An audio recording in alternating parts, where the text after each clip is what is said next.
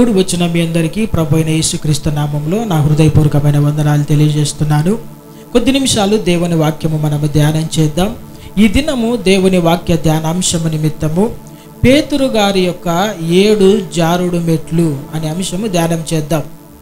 పేతురు గురించి మనం చూస్తే ఈయన గొప్ప వ్యక్తే, మంచి ఆత్మీయుడే, మంచి విశ్వాసే, శిష్యుడే.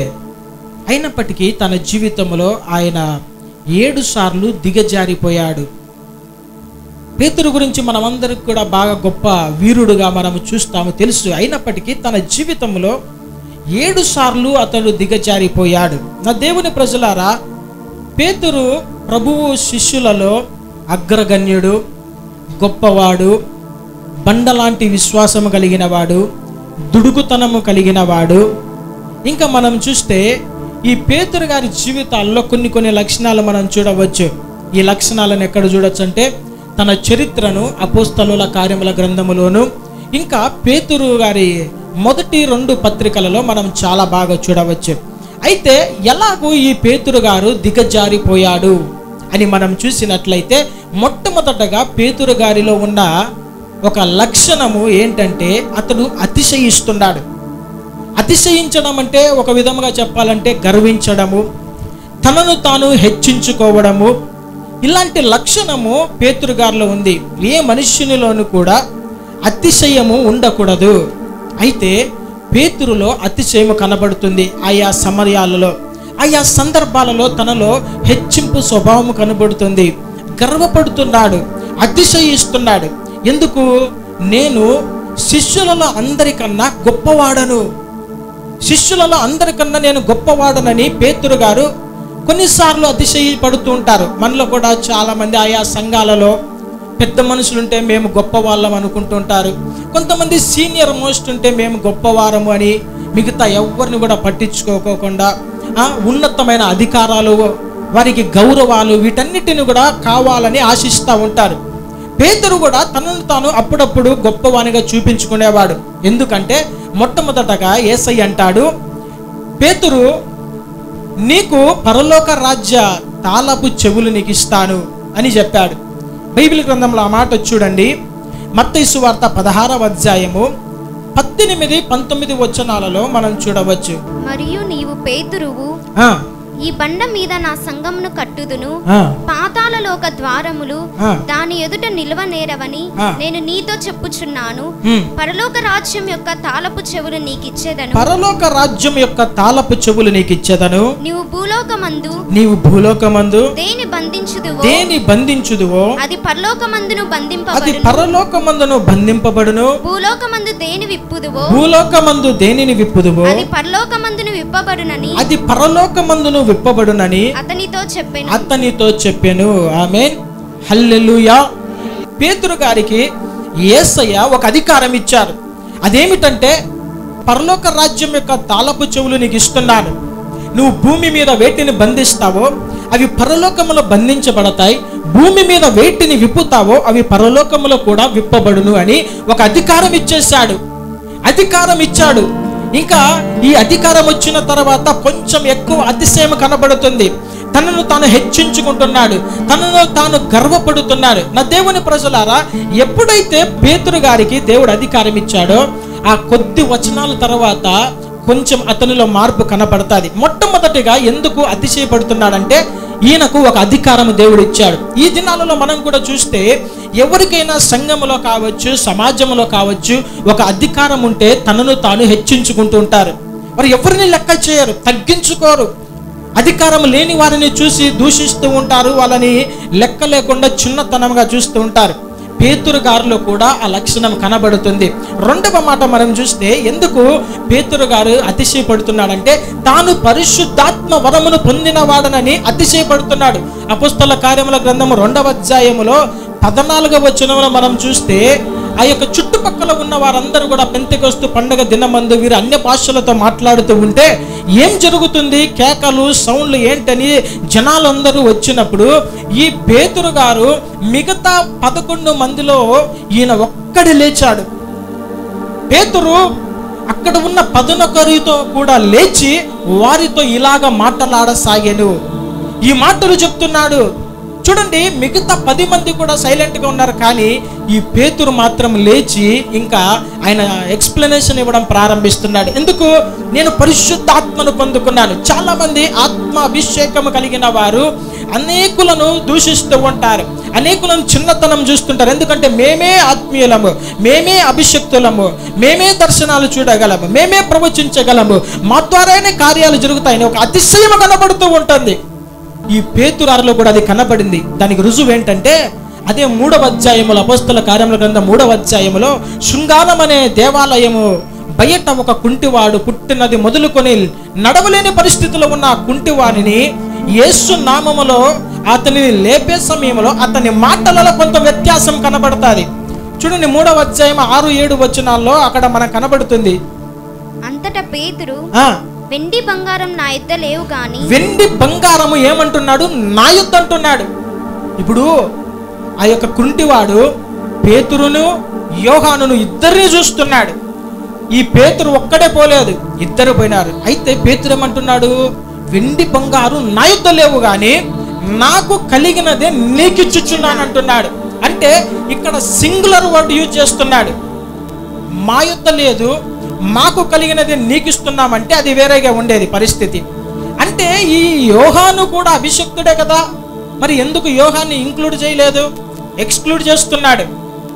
తనలో ఒక అతిశయము, నేను అభిషేకం పొందాను, జనాలందరూ వచ్చినప్పుడు నేను ఒక్కనే లేచి పులిలాగా మాట్లాడాను, నేను గొప్పవాణ్ణి అన్న ఒక అతిశయం అక్కడ కనబడుతూ ఉంది. తర్వాత 3వదిగా మనం చూస్తే పేతురు గారిలో ఉన్న అతిశయం ఏంటంటే, నేను నీళ్ళ మీద నడిచాను. సృష్టికర్తన యేసయ్య తర్వాత నీళ్ళ మీద నడిచిన వ్యక్తిని నేనే. మిగతా 11 మంది నీళ్ళ మీద నడచలేదు, నేను మాత్రం నీళ్ళ మీద నడిచానని ఒక అతిశయము. మత్తయి సువార్త 14:29 ఆ మాట ఉంటుంది. యేసయ్య ఆ యొక్క నీళ్ళ మీద నడుచుకుంటూ వస్తూ ఆ దోణ దగ్గరకు వచ్చినప్పుడు, అయ్యా నీవే అయితే నేను కూడా నీళ్ళ మీద నడుచున్నట్లుగా నీవు నాకు సహాయం చేయి, అప్పుడు నేను నడుస్తానన్నప్పుడు సరే పేతురు వచ్చేయని దేవుడు చెప్పాడు. అప్పుడు ఈ పేతురు కూడా నీళ్ళ మీద నడిచాడు. ఇలాగా కొన్ని అతనిలో గొప్ప కార్యాలు ఉన్నాయి, నేను గొప్పవాణ్ణి అని అతిశయించగలిగినవి ఉన్నాయి. ఎందుకు ఇదంతా నేను చెప్తున్నాను తెలుసా? అతిశయం ఇప్పుడు చెప్పే మాటలో మీకు కనబడుతుంది. చివరిగా 4వదిగా మనం చూస్తే పేతురు ఏం చేస్తాడంటే, యేసుక్రీస్తు ప్రభుల వారు తన యొక్క మరణానికి ముందు తన మరణము గురించి, పునరుత్థానం గురించి శిష్యులకు అందరికీ తెలియజేస్తూ ఉంటాడు. చెబుతూ ఉన్న సమయంలో ఈ పేతురు ఏమంటారంటే, అయ్యో ప్రభువా, అది నీకు జరగకూడదు, అది నీకు ఎలాగ జరుగుతుంది, మరణము నీకు ఎలాగ సంభవిస్తుందని దేవుని చెయ్యి పట్టుకొని గద్దించాడంట. చూడండి మాటలు, మత్తయి సువార్త 16వ అధ్యాయము 22వ వచనం చూడండి.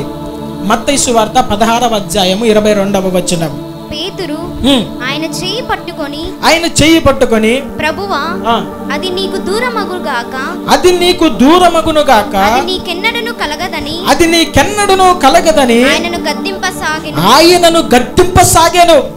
చూడండి నా దేవుని ప్రజలారా, ఏ మనుష్యుడైనా దేవునిని గద్దింపవచ్చునా? ఏ మనుష్యుడైనా దేవుణ్ణి గద్దింపవచ్చునా? ఏ మనుష్యుడు కూడా దేవుణ్ణి గద్దింపకూడదు. అయితే పేనుకు పెత్తనమిస్తే నెత్తంతా కొరికిందంట. అట్లయిపోయింది పేతురు పరిస్థితి. ఏదో ఒక చిన్న అధికారం ఇచ్చాడు, పరలోక రాజ్యం యొక్క తాళపు చెవులు నీకు ఇస్తున్నాడు, నువ్వు ఏది బంధిస్తే అది బంధించబడుతుంది అన్న తర్వాత కొద్ది వచనాల తర్వాత ఈ మాట అంటున్నాడు. అంటే ఇతనిలో ఒక అతిశయం, దేవుణ్ణే గద్దించే స్థాయికి వచ్చాడు పేతురు. దిగజారిన అనుభవము, నేను గొప్పవాడిని, ఈ యొక్క శిష్యులందరూ కూడా 11 మంది అంత గొప్పవారు కాదు, నన్నే ఎందుకు దేవుడు పరలోక రాజ్యం తారపులు నాకెందుకు ఇస్తున్నాడు అని కొంచెం అతిశయం చూపిస్తున్నాడు. అయితే బైబిల్ గ్రంథం ఏం సెలవిస్తుందంటే, అతిశయించువాడు దేవుని బట్టి అతిశయించాలి. హల్లెలూయా, హల్లెలూయా. పౌలు గారు కొరింథీయులకు రాసిన మొదటి పత్రికలో 1వ అధ్యాయము 31వ వచనంలో ఒక మాట ఉంటుంది. కొరింథీయులకు రాసిన మొదటి పత్రిక 1వ అధ్యాయము 31వ వచనము. అతిశయించువాడు ప్రభువునందే అతిశయింపవలెను అని వ్రాయబడినది నెరవేరునట్లు దేవుని మూలముగా ఆయన మనకు జ్ఞానమును నీతియు పరిశుద్ధతయు విమోచనమునాయను. చాలు. ఇప్పుడు చూడండి ఏమంటున్నాడు పౌలు గారు, నీవు ఏదైనా అతిశయిస్తే ప్రభువునందు మాత్రమే అతిశయించాలి. హల్లెలూయా. ఈ భూలోకంలో మనం ఉన్నాము, మనకి ఏది కలిగినా కూడా ఇది కేవలము దేవుని యొక్క కృప మాత్రమే. దేవుడు మనల్ని హెచ్చించాడు. హెచ్చించినప్పుడు విర్రవిగమని కాదు దేవుడు హెచ్చించేది. ఆయన హెచ్చించేది ఎందుకంటే ఆయన యొక్క బలిష్టమైన చేతి క్రింద దీన మనస్కుడైన ఉన్నావు, అలాగుననే నీ జీవితాంతం వరకు కూడా ఉండాలని ఆయన హెచ్చిస్తాడు. హెచ్చించిన తర్వాత గర్వపడి విర్రవిగి అతిశయము కనబడితే దేవుడు మరలా తగ్గిస్తాడు.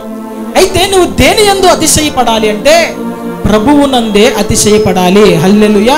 పౌలు గారు ఈ లేఖనము ఎత్తిపట్టి రాస్తున్నాడు. అని రాయబడి ఉన్నది అని ఉంది. ఎక్కడ రాయబడింది అంటే ఇర్మియా గ్రంథము 9వ అధ్యాయము 23-24 వచనాలలో మనం చూడవచ్చు.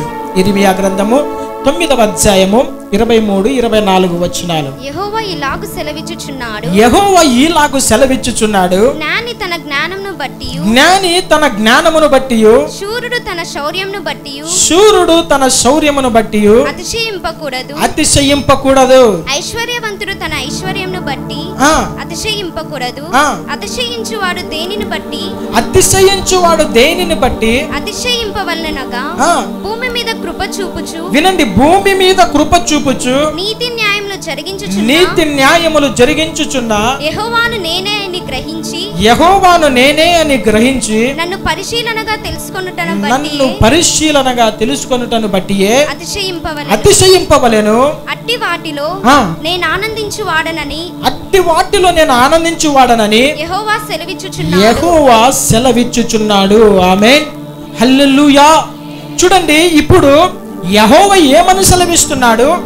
ఎవడైనా అతిశయించాలంటే దేవునిని బట్టి అతిశయించాలి. జ్ఞాని తన జ్ఞానమును బట్టి అతిశయించకూడదు. ఐశ్వర్యవంతుడు తన ఐశ్వర్యమును బట్టి అతిశయించకూడదు. శూరుడు తన శౌర్యమును బట్టి అతిశయించకూడదు. ఎవరిని బట్టి అతిశయించాలి? దేనిని బట్టి అతిశయించాలంటే భూమి మీద కృప చూపుచున్న యెహోవాను నేనే అని తెలుసుకొనుటను బట్టియే మీరు అతిశయించాలి. ఎందుకు ఆ మాట రాయబడింది? నీ జ్ఞానము ఎలాగొచ్చింది? నీకు జ్ఞానము దేవుడే ఇచ్చాడు. నీకు బలము శూరత్వం ఎలాగొచ్చింది? నీకు దేవుడే ఇచ్చాడు. నీకు ఐశ్వర్యం ఎలాగొచ్చింది? నీకు దేవుడే ఇచ్చాడు. నీకు ఇల్లు, బంగ్లా, ఉద్యోగం ఎలాగొచ్చిందంటే నీకు దేవుడే ఇచ్చాడు. నీ శక్తి, నీ భక్తి, నీ సొంత ప్రయోజనం, నీ సొంత శక్తి ద్వారా నువ్వు ఏది కూడా సంపాదించుకోలేదు. కేవలం కృప బట్టి. నువ్వు అర్హుడము కాకపోయినప్పటికీ దేవుడు నిన్ను అర్హునిగా చేసి ఆయన నీకు ఇచ్చినప్పుడు నువ్వు అతిశయించకూడదు. అట్టి వాటిలో నేను ఆనందించు వాడై ఉన్నాడు. ఎలాంటి వారిలో? దేవునిని బట్టి అతిశయించు వారిని బట్టి. హల్లెలూయా. అందుకనే భక్తులు పాట పాడతారు, అయ్యా నాదంటూ ఈ లోకంలో ఏది లేదు, నాకున్నదంతా కూడా కేవలం నీకు ఇచ్చినదే. నేను సంపాదించిన దానికి ఇదంతా నేను సంపాదించాను అనుకుంటున్నాను. కాదు, నాకు ఆరోగ్యం ఇచ్చింది నీవే. హల్లెలూయా. నా సంపాదన వ్యర్థము కాకోకుండా, నా సంపాదన అటు ఇటు పోకోకుండా నాకు నిలబెట్టినది కేవలం నీ కృపయే. హల్లెలూయా. నా దేవుని ప్రజలారా, నేటి దినములో ఒక క్రైస్తవుడు దేనిని బట్టి అతిశయించకూడదంటే తనకున్న బలమును బట్టి, తనకున్న పొలమును బట్టి, తనకున్న కులమును బట్టి, తనకున్న ఇంకా అందమును బట్టి, ఐశ్వర్యమును బట్టి, అంతస్తును బట్టి, ఆస్తిని బట్టి, ఇంకా కృపా వరములను బట్టి, చదువును బట్టి, జ్ఞానమును బట్టి, నైపుణ్యతను బట్టి, ఉద్యోగమును బట్టి, దేనిని బట్టి కూడా మనం అతిశయించకూడదు. ఎందుకంటే ఇట్టి అతిశయం అంతయు వ్యర్థము. హల్లెలూయా. బైబిల్ గ్రంథంలో మనిషి దేనిని బట్టి అతిశయిస్తున్నాడో దానిని బట్టి ఆ వ్యక్తి మీదకి శిక్ష వస్తుంది, అది తొలగించబడుతుంది. అతిశయము అని మనం చూస్తే, అతిశయం అంటే తనను తాను హెచ్చించుకొనుట, తనను తాను గర్వముగా ప్రవర్తించుట, లేదంటే నేను గొప్పవాడనని అనేకులకు చూపుకుంటుట అని లేఖనం సెలవిస్తుంది. నా దేవుని ప్రజలారా, నేటి దినములో క్రైస్తవులలో, సంఘములో ఉండకూడని ఒకటే ఒక లక్షణము అతిశయము. ఏ వ్యక్తిలో అతిశయం ఉందో ఆ వ్యక్తి పతనా వ్యవస్థకి వెళ్ళిపోతాడు. ఏ సంఘములో అతిశయం కలిగిన వారు ఉంటారో ఆ సంఘము పతన వ్యవస్థకి వెళ్ళిపోతుంది. ఏ కుటుంబములో అతిశయము కనబడుతుందో ఆ కుటుంబము పతన వ్యవస్థకి వెళ్ళిపోతుంది. అందుకనే నేటి దినములో పేతురు గారి జీవితంలో నుండి మొట్టమొదటి లక్షణం ఏదైతే మనకు ఉండకూడదో ఆ అతిశయాన్ని మనము తొలగించుకోవాలి. హల్లెలూయా. దేవుడు సూటిగా స్పష్టంగా మాట్లాడుతున్నాడు. నువ్వు ఇంకను ఎందుకు అభివృద్ధి పొందలేకపోతున్నావు, ఇంకను ఎందుకు నువ్వు ఆశీర్వదించబడలేకపోతున్నావు, ఇంకను నువ్వు ఎందుకు వర్ధిల్లడం లేదంటే నీలో ఎక్కడో ఒక అతిశయము. ఇదంతా నేను సంపాదించాను, ఇదంతా కేవలము నా సంబంధము, ఇదంతా నా యొక్క శక్తిని భక్తిని బట్టి నేను, నా కుటుంబము, నా ఉద్యోగము, నా పిల్లలు, నా అందము, నా ఐశ్వర్యము అని విర్రవీగుతున్నావు. కాబట్టే నువ్వు ఇంకను అలాగే ఉన్నావు. నా దేవుని ప్రజలారా, ఈ దినాన అతిశయము ఏ వ్యక్తిలో కూడా ఉండకూడదు. హల్లెలూయా. తీసివేసుకుందాం. దేవుడు సూటిగా స్పష్టంగా మాట్లాడే సమయంలోనే హెచ్చింపు స్వభావంలో తగ్గించుకుందాం.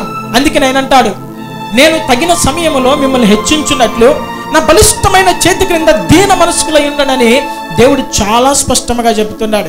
కొంతమందికి తమకున్న అనేక వనరులను బట్టి గర్వపడుతూ ఉంటారు. ఇతరులను లెక్క చేయరు, బంధువులను లెక్క చేయరు, స్నేహితులను లెక్క చేయరు, ఇరుగు పొరుగు వారిని లెక్క చేయరు. తోటి వారితో ఎలాగంటే గర్వంగా ప్రవర్తిస్తుంటారు.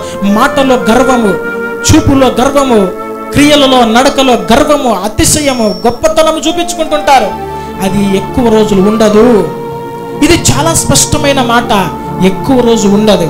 దేవుడే ఒకరిని హెచ్చించువాడంట, దేవుడే ఒకరిని తగ్గించువాడు. అందుకనే తనను తాను తగ్గించుకొని వాడు హెచ్చించబడును, తనను తాను హెచ్చించుకొని వాడు తగ్గించబడునని లేఖనము సెలవిస్తుంది. రెండవ మాట మనము చూసినట్లయితే పేతురులో ఉండకూడని లక్షణం ఒకటి ఉంది. అదేంటంటే నిద్రించుట, నిద్రా వ్యవస్థ, లేదంటే మెలకువ లేని జీవితము, లేదంటే ప్రార్థన లేని జీవితము పేతురు యొక్క జీవితంలో ఉంది. కాబట్టి అతడు దిగజారిపోయాడు. ఏ వ్యక్తిలో కూడా నిద్రా వ్యవస్థ ఉండకూడదు. నిద్ర మరణమునకు, పాపమునకు సాదృశ్యం. ఒక వ్యక్తిలో, ఒక కుటుంబంలో నిద్ర ఎక్కువ కనబడుతుందంటే అది మరణమునకు, పాపమునకు సాదృశ్యం. మనం అంటాం కదా, క్రీస్తునందు నిద్రించారు అంటారు. పెట్టెల మీద రాస్తాము, ఇంకా జ్ఞాపకార్థ కూటముల ఫోటోల మీద రాస్తాము, నిద్రించారు. ఈ నిద్ర శాశ్వతమైన నరకాన్ని కూడా తీసుకోగలదు. అందుకనే క్రైస్తవుడి అంత్య దినాలలో నిద్రా వ్యవస్థలో ఉండకూడదు. అయితే పేతురు గారు నిద్రించే అనుభవంలో ఉన్నారు. యేసుక్రీస్తు ప్రభుల వారు గెత్సమనే తోటలో ప్రార్థన చేయడానికి పేతురును, యాకోబును, యోహానును వెంట పెట్టుకొని పోయాడు. పేతురు, యాకోబు, యోహానును ముగ్గురిని వెంట పెట్టుకొని వెళ్ళాడు. అలాంటి సమయంలో చూడండి, మార్కు సువార్త 14వ అధ్యాయము 33వ వచనంలో ముగ్గురిని వెంట పెట్టుకొని పోయాడు. 34వ వచనంలో ఆయన ఏమంటాడంటే మీరు మెలకువగా ఉండండి అంటాడు. ఏమని చెప్తాడు వాళ్ళకి? మెలకువగా ఉండండి అంటాడు. యేసయ్య తాను ప్రార్థించుకొని మధ్యలో అట్లాగా లేచి వచ్చి వీళ్ళ పరిస్థితి ఎలాగుందని చూస్తే వీరు నిద్రపోతున్నారంట. చూడండి 37, 38 వచనాలు చదువుదాం. మరలా ఆయన వచ్చి వారు నిద్రించుట చూచి, సీమోను, నీవు నిద్రించుచున్నావా? ఒక గడి అయినను మేలుకొని ఉండలేవా? ఒక్క గడి అయినను మేలుకొని ఉండలేవా? మీరు శోధనలో ప్రవేశింపకుండునట్లు మెలకువగా ఉండి, మీరు శోధనలో ప్రవేశించకుండానట్లు మెలకువగా నుండి ప్రార్థన చేయుడి. చాలు. చూడండి, ఇక్కడ యేసుక్రీస్తు ప్రభుల వారు తిరిగి వచ్చి చూస్తున్నాడు. ఏం చేస్తున్నారు? పేతురు, యోహాను, ఇంకా యాకోబు, ఈ ముగ్గురు ఏం చేస్తున్నారు? నేనైతే వారిని మెలకువగా ఉండమని వారికి చెప్పి జాగ్రత్త చెప్పి వచ్చాను కదా, నేనైతే ప్రార్థనలో బహు దుఃఖాక్రాంతుడనై ఉన్నాను, వీరి పరిస్థితి ఎలాగుందని వచ్చి చూస్తే వీరు నిద్రపోతున్నారంట. చూడండి, నిద్రపోతున్న సమయంలో కూడా యేసయ్య అంటాడు, అక్కడ ముగ్గురు ఉన్నారు, పేతురు, యాకోబు, యోహాను. అయితే ఆయన ఏమంటున్నాడు? సీమోను, నీవు నిద్రించుచున్నావా? ఇది కూడా అతనిలో ఒక అతిశయం. ముగ్గురు ఉన్నారు కానీ నన్ను ఒక్కనే పిలుస్తున్నాడు, నా పేరే పెట్టాడు. సీమోను, నువ్వు నిద్రిస్తున్నావా? నీవు ఒక్క గడి అయినా నువ్వు మేల్కొని ఉండలేవా అని ఆయన అంటాడు. మీరు శోధనలో ప్రవేశించకుండా మెలకువ కలిగి ఉండడి. హల్లెలూయా. నా దేవుని ప్రజలారా, ఈ యొక్క పేతురు తన జీవితంలో నిద్రా వ్యవస్థలో ఉన్నాడు. అందుకనే మొట్టమొదటగా సీమోనుతోనే దేవుడు మాట్లాడుతున్నాడు. ఎందుకు? ఆయన అంటాడు, సీమోను, పేతురు, సాతాను మిమ్మల్ని జల్లించాలనుకుంటున్నాడు, అయితే మీ నమ్మిక తప్పిపోకుండా నిమిత్తము నేను మీ కొరకు ప్రార్థన చేశానంటాడు. ఇక్కడ ఏం జరిగినా కూడా ఈ దుడుకోడైన పేతురుతోనే దేవుడు మాట్లాడతాడు. ఎందుకు? ఇతడు గొప్పవాడు, ఆ టీంకి అంతా లీడర్ లాంటి వాడు, కాబట్టి వీడు సరిగా ఉంటే కదా వాళ్ళు కూడా సరిగా ఉండేది. నీవే నిద్రపోతే మిగతా ఇద్దరు కూడా నిద్రపోరా అన్నట్లుగా దేవుడు పేతురుని నిద్రపోతుంటే గద్దిస్తున్నాడు. నా దేవుని ప్రజలారా, ఇప్పుడు మనం చూస్తే ఈ నిద్రా వ్యవస్థలో సాతాను ఏం చేస్తాడంట? గురుగులు విత్తిపోతాడు. నిద్రపోతూ ఉంటే మెలకువగా లేకుంటే ఈ యొక్క సాతాను గర్జించు సింహం వల్ల వాడు వెతుకుచూ తిరుగుతున్నవాడు మనల్ని పట్టుకొని పోతాడు అని దేవుడు హెచ్చరిస్తున్నాడు. పేతురు అయితే నిద్రపోతున్నాడు, ముగ్గురు కూడా నిద్రపోతున్నారు. నా దేవుని ప్రజలారా, ఇక్కడ మనం గమనించవలసిన విషయం ఏమిటంటే, ఎక్కడైనా కానీ ఒక టీంలో కావచ్చు, టీంకి హెడ్ నిద్రపోతూ ఉంటే మిగతా వారంతా కూడా నిద్రా వ్యవస్థ. కుటుంబంలో మనం చూస్తే, కుటుంబంలో యజమానుడు, మొట్టమొదటగా భర్త నిద్రా వ్యవస్థలో ఉంటే కుటుంబం అంతా కూడా నిద్రా వ్యవస్థలోకి వెళ్ళిపోతుంది. భర్త సరి అయిన భక్తిలో ఉండి మంచిగా మెలకువ జీవితం కలిగి ఉంటే కుటుంబము కూడా మెలకువ జీవితం కలిగి ఉంటుంది. భర్తకు మంచి ప్రార్థన జీవితము, వాక్య ధ్యానము, మంచి ఆత్మీయత ఉంటే కుటుంబము కూడా అలాగనే నడుస్తుంది, ఆత్మీయ కలిగి ఉంటుంది. భార్య భర్తలే సరిగా మెలకువ లేని జీవితము, ఉదయం ఎప్పుడో 6, 7, 8, 9, 10కి లేస్తే పిల్లలు కూడా అలాగే నడుచుకుంటారు. నిద్రా వ్యవస్థ. ఇంకా మనం చూస్తే సంఘములో సేవకులు మెలకువ కలిగి ఉంటే సంఘము కూడా మెలకువ కలిగి ఉంటుంది. ఒక పార్టీలో ఒక నాయకుడు మెలకువ కలిగి మంచి గట్టోడైతే క్యాడర్ అంతా కూడా గట్టిగా ఉంటుంది. అందుకనే అంటాడు, సీమోను నీవు నిద్రించుచున్నావా? హల్లెలూయా. నా దేవుని ప్రజలారా, మనము మన కుటుంబాలు, సంఘాల నిమిత్తము మనము నిద్రా వ్యవస్థలో ఉండకూడదు. ఎందుకంటే ఇది అంచు దినాలు, అపాయకరమైన కాలాలు. కాబట్టి జాగ్రత్త కలిగి మెలకువ కలిగి ఉండాలి. మెలకువ జీవితం చాలా ఇంపార్టెంట్. ఎప్పుడు పడితే అప్పుడు లేచి ప్రార్థన చేసుకోవడము, ఎప్పుడు పడితే అప్పుడు ప్రార్థనకు వెళ్ళడము, ఎప్పుడు పడితే అప్పుడు వాక్యము చదువుకోవడము కాదు. ఒక నిర్దిష్టమైన సమయము కావాలి. ఎన్ని పనులున్నా కానీ ప్రార్థన కొరకు మెలకువ జీవితం కలిగి మనము జీవించాలి. మన శరీరాలను నలకు కొట్టుకోవాలి. ప్రార్థనలతో, ఉపవాసములతో, జాగరణములతో మన శరీరాలను నలగొట్టుకొని దాన్ని లోపరుచుకోవాలి. లేదంటే శరీరము చెప్పినట్టు మనము వినాల్సింది వస్తుంది. అందుకని నా దేవుని ప్రజలారా, ఈ యొక్క పేతురు జీవితంలో నిద్రా వ్యవస్థ ఉంది, నిద్రపోయే అనుభవం. ఇప్పుడు నీ జీవితంలో కూడా నిద్రా వ్యవస్థ ఉందేమో. భయము లేని జీవితము, భక్తి లేని జీవితము, ఏమి సంభవిస్తుందో తెలియని జీవితము, రాకడ సూచనలు జరుగుతున్న సమయంలో ఇంకనూ కూడా కలవరము లేని జీవితము జీవిస్తూ నిద్రా వ్యవస్థలో ఉన్నావేమో. అయితే ఈ దినాన దేవుడు మనతో అంటున్న మాట, ఎఫెసీయులకు రాసిన పత్రిక 5వ అధ్యాయము 14వ వచనము చదువుదాం. అందుచేత నిద్రించుచున్న నీవు మేల్కొని మృతులలో నుండి లెమ్ము, క్రీస్తు నీ మీద ప్రకాశించునని ఆయన చెప్పుచున్నాడు. చూడండి, నిద్రిస్తున్న నీవు మేల్కొని మృతులలో నుండి లెమ్ము అంటున్నాడు. నేను ఫస్టే చెప్పాను కదా, నిద్ర మరణమునకు, పాపమునకు సాదృశ్యం. ఇప్పుడు అంటున్నాడు పౌలు గారు, నీవు నిద్రిస్తున్నావు ఇన్ని దినాలు, నీవు నిద్రిస్తున్నావు కాబట్టే నీ కుటుంబంలో సమస్యలు సాతాను జరిగిస్తున్నాడు. శోధనల చేత కొట్టబడుతున్నావు, గాలి వానలు తుఫానుల చేత కొట్టబడుతూ ఉన్నావు. ఏమి జరుగుతుందో చుట్టూ నీకు తెలియదు, ఎందుకంటే నువ్వు నిద్రా వ్యవస్థలో ఉన్నావు. అయితే ఈ దినాన్ని నువ్వు నిద్రిస్తున్నా, నీవు మేల్కొని మృతులలో నుండి లెమ్ము, క్రీస్తు నీ మీద ప్రకాశించును. హల్లెలూయా. ఎప్పుడు ఒక వ్యక్తికి నిద్ర వస్తుందంటే చీకటి కనబడితే నిద్ర వస్తుంది. పగులు చాలా మంది నిద్రపోరు, రాత్రి అయితే ఆటోమేటిక్గా నిద్ర వస్తుంది. ఎక్కడైనా చీకటి వాతావరణం ఉంటే నిద్ర వస్తుంది.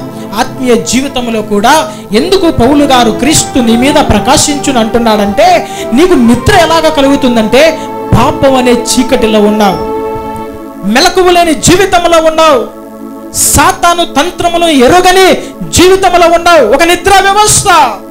అందుకనే నీవు లేవాలి, మెలకువ కలిగి జీవించాలి, నీ కుటుంబాన్ని కట్టుకోవాలి. నీ కుటుంబం మీద సాతాను వేస్తున్న అగ్ని బాణములు ఆర్పబడాలంటే నీవు మేల్కోవాలి. హల్లెలూయా. సంఘము మేలుకోవాలి, విశ్వాసులు మేలుకోవాలి.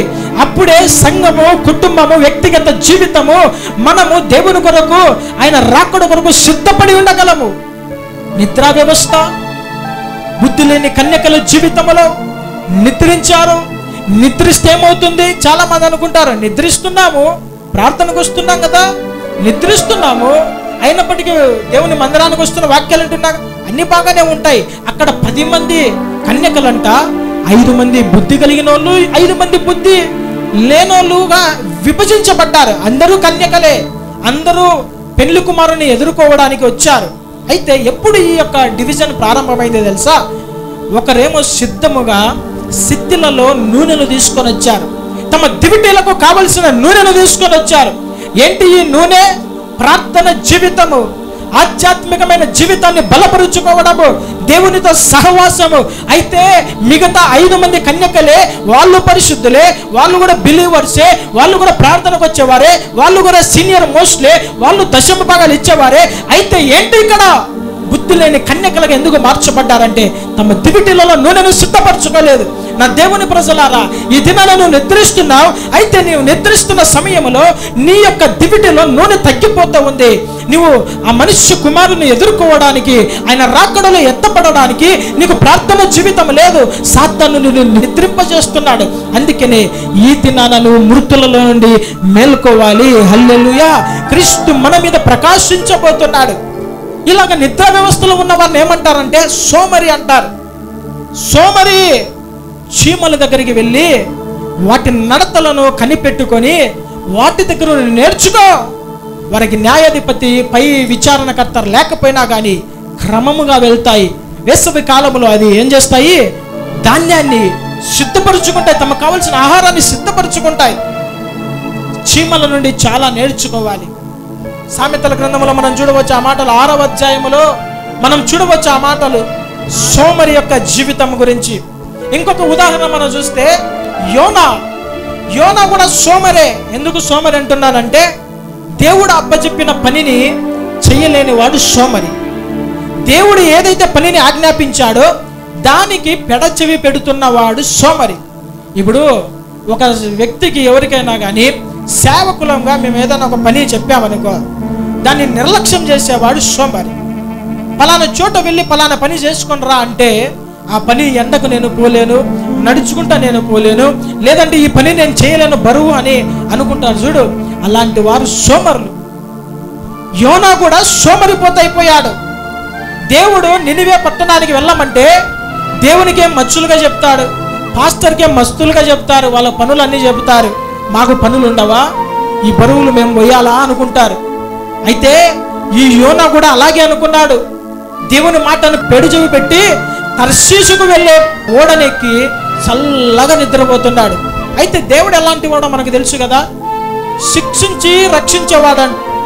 మాట వినని వారిని మెడలు వంచేవాడు దేవుడు. ఏ పని అయితే దేవుడు చేయించుకోవాలనుకుంటాడో ఎట్లయినా చేయించుకునేంత వరకు విడిచిపెట్టాడు. దెబ్బలు కొట్టైనా కానీ దేవుడు ఆ పని చేయించుకుంటాడు.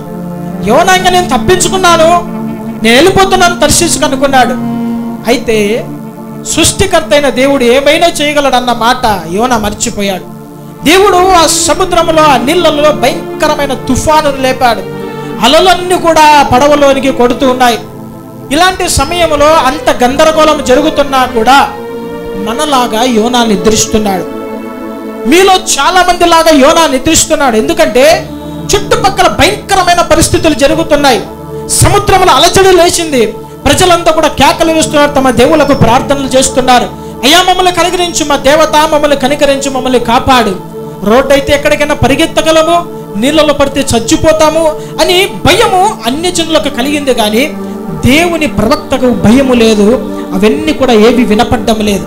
చల్లగా నిద్రపోతున్నాడు. ఇది నా చుట్టుపక్కల ప్రపంచంలో జరుగుతున్న రాకడ సూచనలను అన్ని చూస్తూ ఉన్నా కానీ క్రైస్తవునికి భయము లేదు. ఈ మాట 100% వాస్తవము, సత్యము. చుట్టుపక్కల రాకడ సూచనలు జరుగుతూ ఉన్నాయి. అయినప్పటికీ ప్రార్థన చేసుకోవాలి, భక్తిలో మనము ముందుకెళ్ళాలి అనేది ఎవ్వరికి కూడా లేదు. ఎందుకు? దేవుని కంటే సుఖానుభవం ఎక్కువగా ప్రేమించేవారు. ఒక వర్షం పడితే ప్రార్థన లేదు, ఎండ వస్తే ప్రార్థన లేదు, పిల్లి పడితే ప్రార్థన లేదు, ఫంక్షన్ పడితే ప్రార్థన లేదు, స్కూల్ ఉంటే ప్రార్థన లేదు, కాలేజ్ ఉంటే ప్రార్థన లేదు. ఇలాగా చుట్టుపక్కల అన్ని రాకడ సూచనలు జరుగుతున్నా కానీ మనోడు యోనా నిద్రపోతున్నట్టు మనోళ్ళు కూడా చల్లగా నిద్ర వస్తుంది. నా దేవుని ప్రజలారా, అయితే అలాంటి సమయంలో ఏం జరుగుతుంది? దేవుడు మంచి కంఫర్ట్ జోన్ ఇచ్చాడు. దేవుడు ప్రార్థన చేసుకోవడానికి, వాక్యం ధ్యానించడానికి, మందిరానికి రావడానికి, ఆరాధించడానికి మంచి అవకాశాన్ని, సమయాన్ని, మంచి ఆరోగ్యాన్ని అన్ని ఇచ్చాడు. అయితే రారు. పెళ్లి పెట్టేవాడు ఎంత మూర్ఖుడో పోయేవాడు అంతకన్నా పెద్ద మూర్ఖుడు. ఆదివారాల పుట్ల జ్ఞానం ఉండాలి. ఈరోజు ఎందుకు చాలా మంది రాలేదంటే పెళ్లిళ్ళు, ఫంక్షన్లు, కొందరికి బంధువుల ఇళ్ళకు పోయి ఉంటారు. సోమవారం నుండి శనివారం వరకు నీ పనులు ఏవైనా చేసుకో, ఆదివారం దేవుని మందిరంలో, స్థానిక సంఘములో, ఆధ్యాత్మిక బలపడుతున్న సంఘంలో కనపడాలి. ఎట్టి పరిస్థితిలో నిద్రా వ్యవస్థ, నిద్రపోతున్నారు, అల్లకొల్లలో జరుగుతుంది, క్రైస్తవుల మీద దాడులు జరుగుతున్నాయి. అయినప్పటికీ నిద్రా వ్యవస్థ, ప్రార్థనలు లేవు, భయము లేదు. ఎందుకు? కంటి నిండా నిద్ర, కడుపు నిండా ఆహారం ఉండడానికి మంచి షెల్టర్ ఉంది కాబట్టి భయం లేదు. అయితే నేను ఒక మాట చెప్తా, ఇవన్నీ కూడా మన దగ్గర నుండి తొలగించబడే దినం వస్తుంది. ఎవరికి? నిద్రా వ్యవస్థలో ఉన్నవాడి. దేవుడు యోనాను ఎలాగ మళ్ళా తన పనిలోకి తిప్పుకున్నాడు తెలుసా? తెప్ప కొట్టి మళ్ళీ తిప్పుకున్నాడు. ఓడ నాయకుడు అన్నాడు ఏమని? చూడండి ఆ మాట, యోనా గ్రంథం 1వ అధ్యాయం 6వ వచనంలో చూడండి.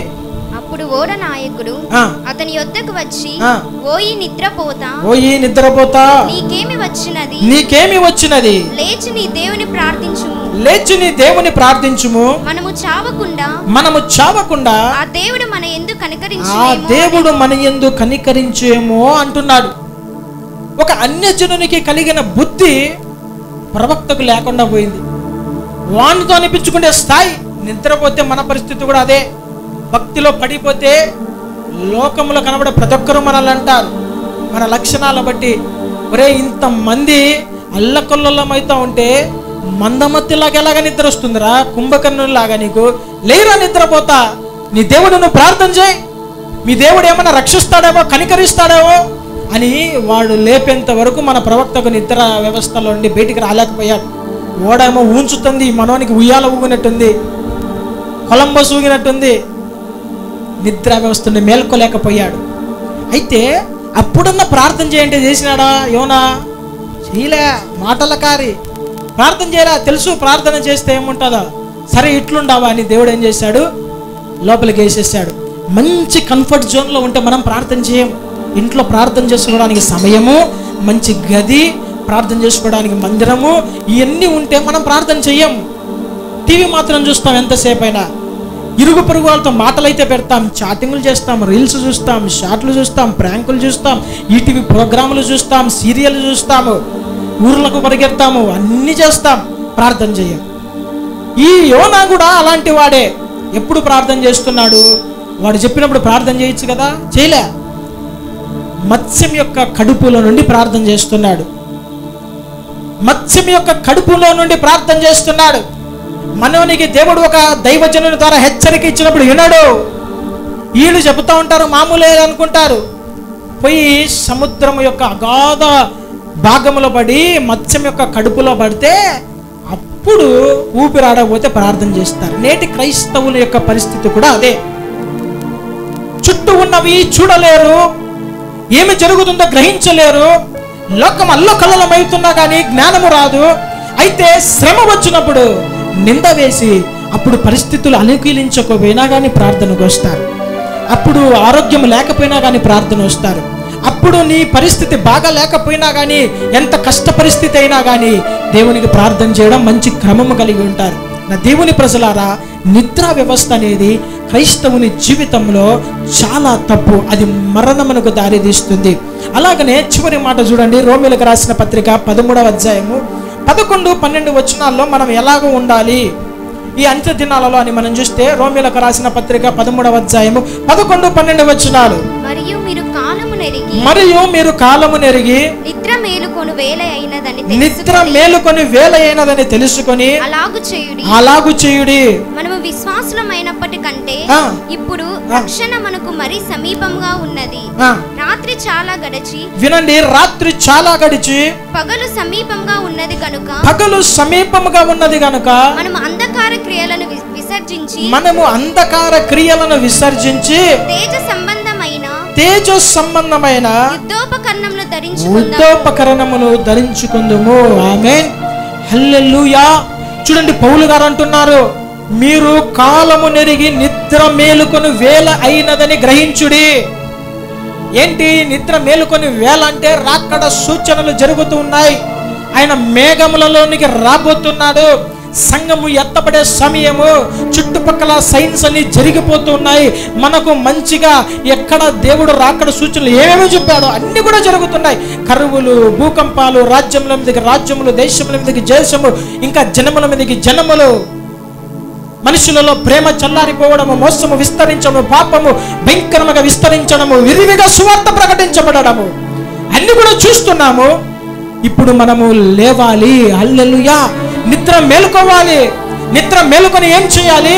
నిద్ర మేలుకున్న తరువాత ఒక యుద్ధ భూమిలో ఉన్న సైనికుడు ఎలాగైతే యుద్ధోపకరణములను ధరించుకొని యుద్ధము చేయడానికి సిద్ధంగా ఉంటాడో ఆ యుద్ధోపకరణములు ధరించుకోవాలి. ఏంటి ఈ యుద్ధోపకరణములు? ఎఫెసీయులకు రాసిన పత్రిక 6వ అధ్యాయము 11 నుండి 18 వచనాల వరకు ఉన్న యుద్ధోపకరణములు మనం ధరించుకొని యుద్ధములో మనం ముందుకెళ్ళాలి. హల్లెలూయా. ఈ నిద్ర వ్యవస్థ మనల్ని ఈడ్చుకొని పాతాళంలో పడవేయగలదు. ఈ నిద్ర వ్యవస్థ మన ఆత్మీయ జీవితాన్ని పాడు చేయగలదు. ఈ నిద్ర వ్యవస్థ చుట్టుపక్కల జరుగుతున్న రాకడ సూచనలు మనకు కనపడకుండా మన కళ్ళను, మన ఆత్మీయ నేత్రములు మోయగలదు. ఈ నిద్ర వ్యవస్థ చుట్టూ సాతాను యొక్క గందరగోళం వినపడకుండా మన చెవులను మోయగలదు. ఈ నిద్ర వ్యవస్థ ఎంత జరిగినా కూడా యోనా ఈ యొక్క దోణిలో పడవలో నిద్రపోతున్నట్లుగా మనల్ని చల్లగా నిద్రపుచ్చగలదు. అయితే తరువాత జరగబోయే పరిణామాలు చాలా ఘోరంగా ఉంటాయి. నా దేవుని ప్రజలారా, ఇది మొదలుకొనైనా కానీ నిద్రమత్తు వదిలేసి ప్రార్థన చేసే అనుభవం మనకు కావాలి. హల్లెలూయా. పేతురు గారి జీవితంలో ఉన్న ఈ లక్షణాలు నేను చెబుతున్నాను. ఒకటి అతిశయము, రెండవది నిద్రా వ్యవస్థ. అందుకని సీమోను, నువ్వు నిద్రిస్తున్నావా? కుటుంబంలో ఉన్న తండ్రి, యజమానుడా, నువ్వు నిద్రిస్తున్నావా? నీకు ఆధ్యాత్మికమైన భక్తి లేదా? ఇక నీ పిల్లలు ఎలాగా మారతారు? మీ పిల్లలు ఎలాగ రక్షించబడతారు? నీ పిల్లలు ఎలాగ మంచి మార్గంలో వెళ్ళగలరు? తల్లికి భక్తి లేకపోతే, తల్లికి నిద్రా వ్యవస్థ ఉంటే పిల్లలు ఎలాగుంటారు? సామెత ఉంటుందా, తల్లి అలాగా పిల్లలు అలాంటిలే, తల్లిదండ్రులు అలాంటి వాళ్ళు, పిల్లలు కూడా అలాంటి వాళ్ళే. అలాగున మనము కుటుంబాన్ని కట్టుకోవడానికి తల్లిదండ్రులు, యజమానులు, సంఘానికి సేవకులు, ఇలాగున మనం ఎప్పుడైతే నిద్రా వ్యవస్థను విడిచిపెడతామో మనము ఉగ్రత నుండి తప్పించుకుంటాము. ఆమె మూడవ విషయము చెప్పి నేను 5 నిమిషాల్లో ముగిస్తాను. పేతురు గారిలో ఉన్న మూడవ లక్షణము, తనను దిగజారునట్లుగా చేయగలిగింది ఏంటి తెలుసా? దుడుకుతనము, లేదంటే కోపము. ఈ కోపము తన జీవితంలో అతడు ఆ లక్షణం ఉండకుంటే బాగుండేది. పేతురు గారు దుడుకుతనము కలిగిన వాడు, కొంతసేపు శాంతము, కొంతసేపు కోపము కలిగిన వాడు, స్టెబిలిటీ లేనివాడు. యేసయ్యను పట్టుకోవడానికి వచ్చిన ప్రధాన యాజకుడు సైనికులతో యేసయ్యను పట్టుకుంటున్నారని ఈ పేతురు ఏం చేశాడు తెలుసా? ప్రధాన యాజకుని యొక్క దాసుని కుడి చెవిని నరికేశాడంట. గొప్పవాడే తప్పు చేస్తున్నాడు, సీనియర్ మోస్ట్ విశ్వాసే తప్పు చేస్తున్నారు. మిగతా వారు బాగుంటారండి. ఎవడైతే గొప్పవాడు అంటాడో వాడే పడిపోతాడు. పేతురు గొప్పవాడు, నీకు తాళపు చెవులు ఇచ్చానన్నాడు. మిగతా వాళ్ళంతా కూడా నిగ్రహం కలిగి శాంతము కలిగి ఉన్నాడు. పేనుకు పెత్తనం ఇచ్చింటే ఈ పేను ఏం చేసింది? వాని షూ కొరికింది, కట్ చేసింది. నా దేవుని ప్రజలారా, ఏదైనా ఒకటి నీకు బాధ్యత అప్పగిస్తే చాలా జాగ్రత్త కలిగి ఉండాలి. కోపంతో విర్రవిగిపోయాడు. ప్రధాన యాజకుని యొక్క చెవుని కత్తిరించాడంట. ఆ మాటలు మీరు చూస్తే యోహాను సువార్త 18వ అధ్యాయము 10వ వచనం మనం చూడవచ్చు. సీమోను పేతురు నొద్ద కత్తి ఉండినందున అతడు దానిని దూసి ప్రధాన యాజకుని దాసుని కొట్టి అతని కుడి చెవి తెగ నరికాను. శిష్యుడు ప్రధానుడు మంచోడని ఈయనకి అప్పచెప్పితే ఈడు జోలో కత్తి పెట్టుకొని తిరుగుతా అన్నాడు. సన్నోడు కాదు. అర్థమవుతుందా? ఒక బాధ్యత అప్పచెప్పితే చాలా జాగ్రత్తగా ఉండాలి కదా. ఈయనకి కత్తితో ఏం పనింది? లోపల మర్డర్ చేసేవాడా, రౌడీనా? అవన్నీ విడిచిపెట్టి క్షమాపణ, ప్రేమ కలిగి తిరుగురా స్వామి అని యేసయ్య అతని వెంట తిప్పుకుంటుంటే ఈ పేతురికి కత్తితో ఏం పనింది? చింత సచ్చినా పులుపు సావదు. కొందరికి చింత సచ్చిన పులుపు సావదు. భక్తులమే, పరిశుద్ధులమే, లక్షణాలు సావలే. అందుకనే నీకు చెడ్డ పేరు. నా దేవుని ప్రజలారా, పేతురు ఏం చేస్తున్నాడు? కత్తిని దూసి వాడిని కొట్టినాడంట ఫస్ట్, తర్వాత చెవు నరికాడంట. క్రైస్తవునికి ఉండవలసిన లక్షణమా? కోపంతో విర్రవీగిపోతున్నారు. కోపంతో విర్రవీగిపోతున్నాడు పేతురు. కోపం ఏం చేస్తుందంటే గొప్ప ద్రోహ కార్యాలు జరిగిస్తుంది. కోపము క్షణిక మాత్రమే ఉంటుంది. ఈ క్షణిక కాలములో చెవు కత్తిరికోకుండా ఇక్కడ పొడిచింటే ఏమైపోయాడు? వాడు నరహంతకుడుగా మార్చబడేవాడు పేతురు. కోపాన్ని నిగ్రహము కలిగి మనం జీవించాలి. కోపాన్ని మానుకోవాలి.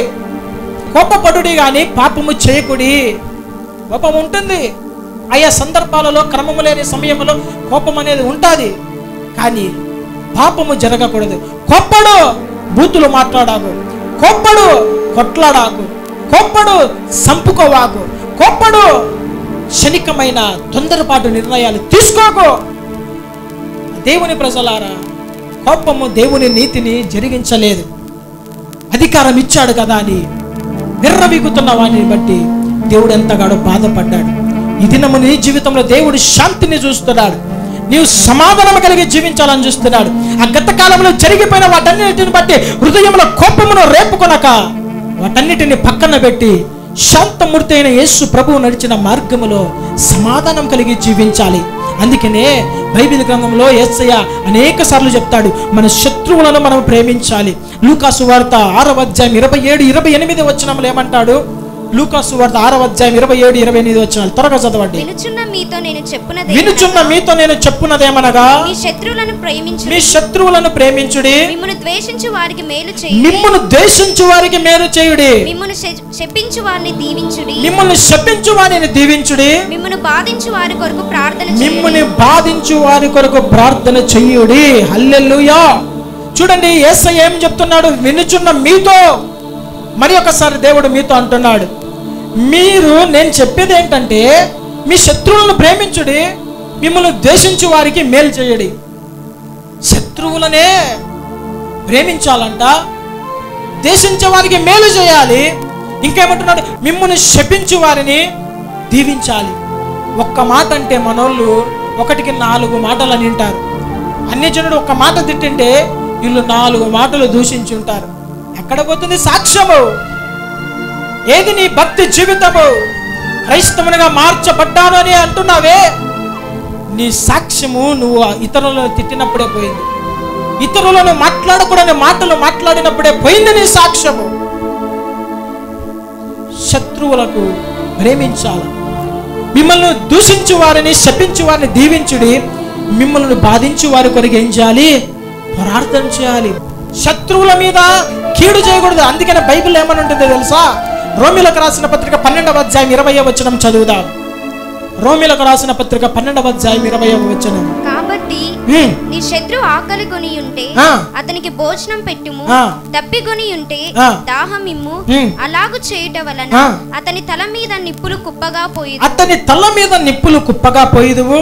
కీడు వలన జయింపబడక మేలు చేత కీడును జయించుము. శత్రువు ఆకలి కొంటే వానికి మంచిగా భోజనం పెట్టు. శత్రువు దాహంగా ఉంటే వానికి నీళ్ళు ఇవ్వు. వాని బాగోగులు చూసుకో. అట్లా చేస్తే వాడు నీకు ఏదైతే కీడు చేశాడో తనంతా జ్ఞాపకం చేసుకొని తన హృదయంలో భయంకరమైన బాధపడతాడు. అతని తల మీద నిప్పులు కుప్పగా పోసినంత పని జరుగుతుంది. అందుకనే కీడు వలన జయింపబడకూడదు, మేలు చేత కీడును జయించాలి. హల్లెలూయా. ఎవడైతే నీకు వ్యతిరేకమైన కార్యాలు చేస్తున్నాడో క్రైస్తవునిగా చేయాల్సిన పని ఏంటి తెలుసా? ప్రార్థన చేసి వారిని ప్రేమించు. ఆత్మను రక్షించుకోగలవు, ఆత్మ నశించుకోకుండా ఉండగలదు. చివరి మాట చెప్పి నేను ముగించేస్తాను. ఎఫెసీయులకు రాసిన పత్రిక 4వ అధ్యాయం 31, 32 వచనాలు. ఎఫెసీయులకు రాసిన పత్రిక 4వ అధ్యాయం 31, 32 వచనాలు.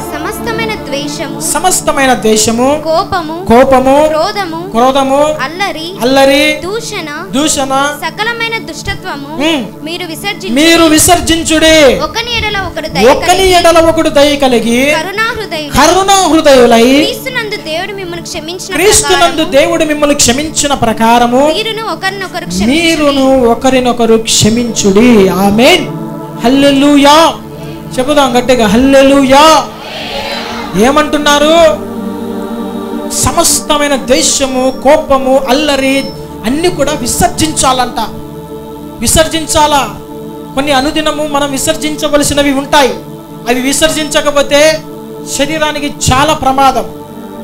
అట్లాగే ఆత్మీయుడు కూడా తన జీవితంలో కొన్ని లక్షణాలు విసర్జించాలా. వాటిలో ఏమై ఉన్నవి? సమస్తమైన ద్వేషము, కోపము, క్రోధము, అల్లరి, దూషణ, ఇవన్నీ కూడా విసర్జించాలా. లేదంటే నీ ఆత్మీయ జీవితం పాడైపోతుంది. ఒక వ్యక్తికి హాస్పిటల్లో ఉన్న వానికి టాయిలెట్ పోలేదు అంటే వాని పరిస్థితి ఏంది? విసర్జించవలసినది పోలేదు మనలో నుండి అంటే ఏమైపోతాడు? చివరికి చచ్చిపోతాడు ఖచ్చితంగా. మలమూత్రములు ఆగిపోతే తన ప్రాణానికి అపాయము. అది నీ యొక్క దేహంలో ఉండకూడదు కాబట్టి అది విసర్జించవలసినది. అయితే క్రైస్తవుడు విసర్జించవలసిన కోపము, దూషణ, అల్లరి, ద్వేషము ఇవన్నీ కూడా తనలో పెట్టుకున్నప్పుడు ఏమవుతుంది తెలుసా? నీ ఆత్మీయ జీవితం కుళ్ళు పట్టిపోతుంది. నీ ఆత్మీయ జీవితము కుళ్ళు పట్టిపోతుంది. అంతరంగ పురుషుడు కోషించిపోతున్నాడు. ఎప్పుడు చనిపోయే అనుభవంలోనికి వస్తాడు తెలియదు. నా దేవుని ప్రజలారా, ఒకని ఎడల ఒకడు దయ కలిగి కరుణా హృదయులై క్రీస్తు మిమ్మల్ని క్షమించిన లాగున ఒకరినొకరు క్షమించుకునుడి. హల్లెలూయా. ఆ కోపము మనలో వద్దు, ఆ ద్వేషము మనలో వద్దు, పగ తీర్చుకునే ఆ స్వభావం మనలో వద్దు. పగ తీర్చుకునుట దేవుని వంతు, ఆయనకు మనం అప్పచెప్పాలి. ఆమేన్. హల్లెలూయా. 3 విషయాలు పేతురులో. ఒకటి అతిశయించుట, తనను తాను హెచ్చించుకొనుట. ఏదైనా ఒకటి అప్పచెప్పితే దాన్ని బట్టి విర్రబీగిపోకూడదు, తగ్గించుకో. నీకు ఇచ్చిన సమస్తం అది దేవునిదే, తగ్గించుకో. రెండవదిగా నిద్రా వ్యవస్థ, మేలుకొని ఉండాలి, మెలకువ జీవితం కలిగి ఉండాలి. నిద్రా వ్యవస్థలు ఉంటే నీకే అపాయం. మూడవదిగా కోపము, దుడుకుతనము, దీని వలన అనేకులను దూరం చేసుకుంటూ చివరికి సాక్ష్యము లేని జీవితము జీవించవలసింది వస్తుంది. జాగ్రత్త. నా దేవుని ప్రజలారా, దేవుడు సూటిగా స్పష్టంగా మీతో మాట్లాడుతున్న సమయంలోనే లక్షణాలు ఏమన్నా ఉంటే తొలగించుకొని ప్రభువుకి క్షమించమని అడిగి నూతన జీవితం ఈ దినం మనము ప్రారంభిద్దాం. తలలు మంచి కళ్ళు మూసుకున్నట్లయితే ప్రార్థన చేసుకుందాం. స్తోత్రం. హల్లెలూయా, హల్లెలూయా, హల్లెలూయా. అందరూ కూడా మోకరించండి. నీలో అతిశయము, గర్వము, హెచ్చు స్వభావము, గొప్పగా చెప్పుకునే స్వభావం దేనిని బట్టి ఉన్నా కానీ ఈ దినాన్ని అది చంపబడాలి. నిద్రా వ్యవస్థ నుండి మేలుకొని, సోమరితనం నుండి మేలుకొని, అంచె దినాలలో ప్రార్థన అనే మెలకువ జీవితం కలిగి ఉండాలి. మూడవది కోపాన్ని, ద్వేషాన్ని, దుడుకుతనాన్ని కొట్టివేసుకొని క్రీస్తు కొరకై మనం సాక్షులుగా బ్రతుకుదాం. పరిశుద్ధుడా, జీవాధిపతి, జీవం కలిగిన యేసయ్య, మీ ఘనమైన పరిశుద్ధ నామానికి వందనాలు అయ్యా. ఈ దినాన ప్రభువా, వాక్యము ద్వారా ప్రజలతో మీరు మాట్లాడిన విధానాన్ని బట్టి వందనాలు అయ్యా. నీ బిడ్డలలో ఎవరిలో అయినా కానీ ఈ స్వభావాలు ఉంటే అయ్యా, మీ రక్తం ద్వారా శుద్ధీకరించి నీ బిడ్డల మనసులను మార్చి, కఠిన హృదయాత్మలను మీరు మార్చి ప్రభు మాంసపు గుండె దయచేయండి అయ్యా. తమ జీవితము, తమ ఆత్మను నశించిపోట నీకు ఇష్టము కాదు కాబట్టి ఇదే నా శుద్ధిగా స్పష్టంగా వాక్యం ద్వారా మీరు మాట్లాడారు. వందనాలు అయ్యా. ఈ వాక్యం వీక్షిస్తున్న వారిలో, ఈ మాటలు వింటున్న ఈ సంఘములో ఉన్న వారిని ప్రభు మీరు దర్శించమని ప్రార్థిస్తున్నాం. ఎవరైనా వ్యాధిగ్రస్తులుగా ఉంటే వారిని మీరు స్వస్థపరచండి. దురాత్మల చేత పీడించబడేవారు నీ ప్రభు మీరు విడుదల చేయమని ప్రార్థిస్తున్నాం తండ్రి. అయ్యా, చీకటి నుండి ప్రభు అయ్యా వెలుగులోనికి నీ బిడ్డలను నడిపిస్తున్నామని ప్రార్థిస్తున్నాం తండ్రి. అయ్యా, ఈ బిడ్డల జీవితాల్లో గొప్ప కార్యములు జరిగించండి అయ్యా. ప్రతి బిడ్డ ప్రభు నీ రాకడ కొరకు సిద్ధపడినట్లు కృప దయచేయమని నజరీయుడైన యేసు నామములో అడిగి వేడుకుంటున్నాను తండ్రి. ఆమేన్. దేవుడు మిమ్మల్ని దీవించి ఆశీర్వదించును గాక. ఆమేన్.